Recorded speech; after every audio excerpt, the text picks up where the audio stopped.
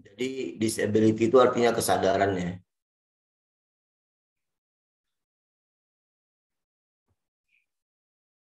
Nah, menilai kesadaran itu dengan cara AFU.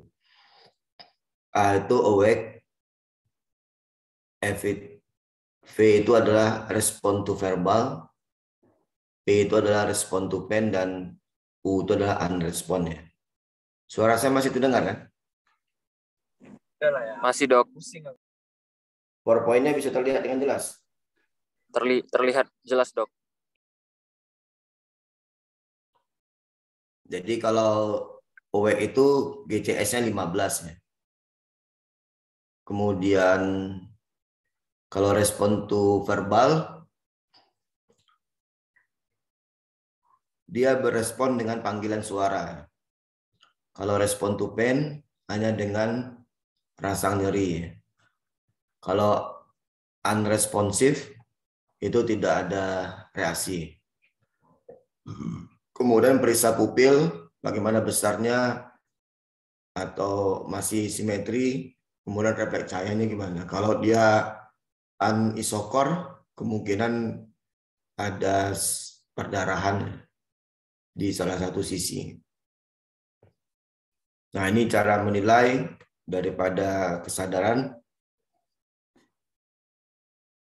dengan teknik AFPU ya. Alert, respond to verbal, respond to pain, dan unrespond. Kemudian dalam hal untuk penilaian kesadaran bagian daripada primary survey, baseline dalam hal untuk evaluasi neurologisnya adalah dengan scoring GCS ya, Glasgow Coma Scale. GCS itu sebenarnya fokus pada pasien-pasien dengan trauma. I, kemudian motorik dan verbal. Jadi A itu biasanya 1, 2, 3, 4, motorik 1, 2, 3, 4, 5, 6, verbal 1, 2, 3, 4, 5. Kemudian menilai daripada respon pupil. Jadi itu dalam hal untuk menilai daripada kesadarannya untuk pasien-pasien trauma. Kita masuk sekarang exposure. Exposure itu artinya pemaparannya. Lepaskan semua pakaian untuk pemeriksaan teliti, menyeluruh ada jejas apa tidak. Kemudian periksa punggung, miringkan pasien dengan cara lock roll. Cegah jangan sampai hipotermi. Jadi exposure itu sebenarnya bagian daripada atau kita sudah masuk ke secondary survey. Pemeriksaan head to toe. Mulai dari daerah kepala sampai ke kaki. Ada enggak jejasnya? Ada enggak perdarahannya? Kemudian dalam hal untuk pemeriksaan secara menyeluruh, ya. Jadi yang kita perhatikan itu adalah cegah jangan sampai pasien itu hipotermia. Maka itu kadang perlu diselimutkan. Karena kalau dia sempat hipotermi, temperaturnya di bawah 35 derajat Celcius akan mengganggu kontraktilitas daripada jantung. Kontraktilitas bagian utama dari stroke volume. Stroke volume itu adalah prelude, kontraktilitas, dan afterload. Kemudian dalam hal untuk primary survey, kalau perlu kita lakukan pemeriksaan foto dada. Jadi X-ray. Kemudian kita lakukan pemeriksaan tulang leher, panggul, dan juga dapat kita lakukan USG abdominal. Nah, USG abdominal itu USG abdomen untuk menilai ada cairan bebas. Kalau ada cairan bebas terlihat itu biasanya darah. Berarti udah ada intra abdominal bleeding. Kenapa kita harus periksa panggul? Karena panggul itu kalau misalnya terjadi retakan ataupun kemungkinan fraktur itu bisa terjadi perdarahan. sampai dengan 3 liter. Dan pasien bisa mengalami shock hipovolemik karena perdarahan dengan sangat hebat. Maka itu harus dipastikan daerah panggul itu intak, ya. Tidak dalam kondisi yang terjadi fraktur. Nah, ini pemeriksaan-pemeriksaan tambahan pada waktu kita melakukan primary survey, bisa EKG, bisa penilaian urine output, penilaian vital sign, analisa gas darah, pulse oximetry, ya, maupun penggunaan daripada kateter urin.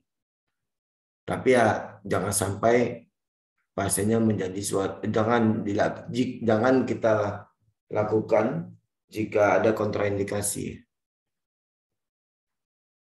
Nah, ini pemeriksaan tambahan pada waktu primary survey. Jadi untuk melihat daripada foto dada dan ini foto pelvis, ya. Ini ada cairan bebas. Kalau ada cairan bebas itu kemungkinan ini ada cairan bebas, kemungkinan adalah adanya perdarahan, ya, intraabdominal.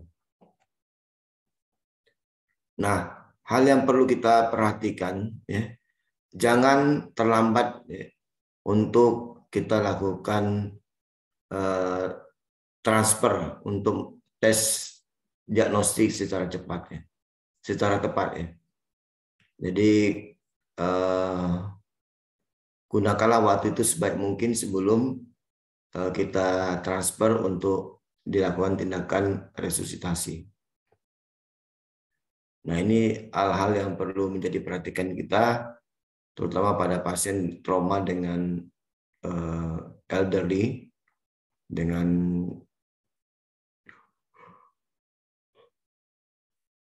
dewasa lanjut, ya.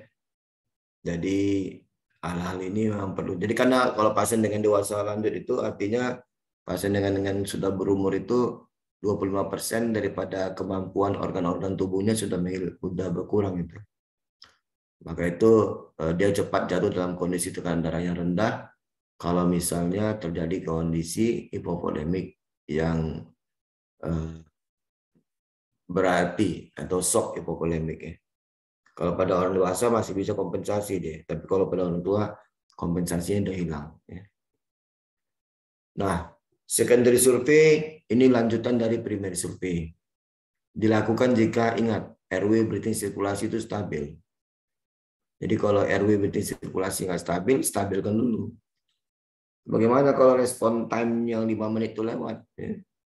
Nah, itu kita akan mencoba untuk evaluasi diri. Jangan-jangan teknik untuk menilai apakah jalan napasnya bebas atau tidak kita kurang.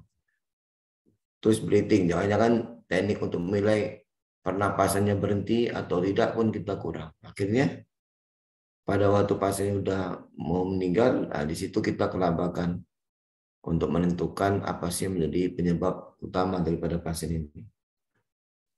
Ya, teliti sampai dari ujung jari sampai ke ujung kaki. Nah, kalau misalnya dalam hal untuk kita mau masuk secondary survey, ternyata primary survey itu harus kita lakukan. Jadi bisa saja kembali lagi ke primary survey. Jadi tidak saklek, dia harus terus primary survey, secondary survey, tertiary survey, enggak seperti itu.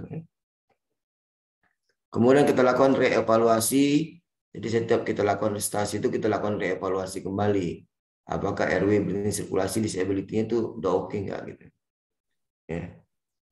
Nah, mungkin itu yang bisa saya sampaikan sebagai kesimpulan. Ya, yang paling menarik itu sebenarnya di sini, ya. Kalian harus bisa memastikan. Nah, ini. Nah, primary survei itu survei yang paling utama.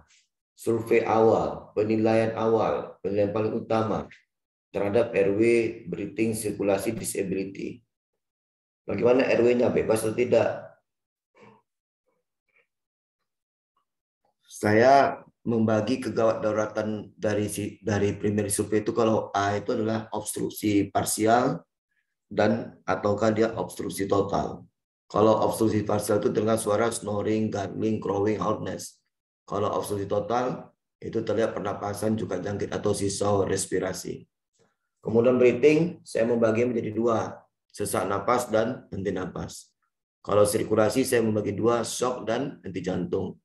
Kalau disability, saya membagi dua, kesadaran yang menurun atau tidak sadar. Nah, itu kondisi-kondisi di mana pasien mengalami suatu kondisi kegawat dauratan. Yang kalau tidak ditangani dengan cepat akan berubah menjadi kegawat dauratan ya. Kalau tidak ditangani dengan cepat akan berubah menjadi suatu kondisi ya tentu bisa ke cardiac arrest. Nah, ini akan membahayakan. Jadi kalau ada pasien datang ke tempat kalian, langsung aja nilai bagaimana RW-nya. Kemudian breathing-nya bagaimana, sesak atau tidak. Berarti kita harus tahu berapa jumlah rate, respiratory rate, ya kan? Kita harus tahu berapa jumlah laju nadi, ya kan? Oke lah, baik. Terima kasih. Tadi saya sudah foto, ya. Ada pertanyaan nggak sampai di sini?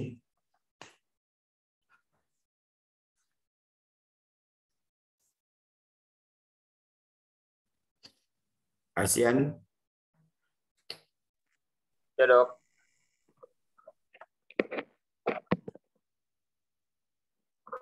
Saya, Dok. Ya, ada pertanyaan nggak? Ya, Dok. Ada pertanyaan?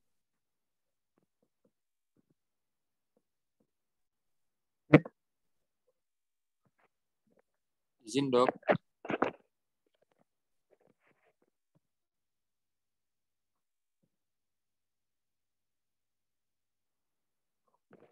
Ada pertanyaan nggak? Sepertinya tidak ada, Dok. Iya, iya, iya. Ya.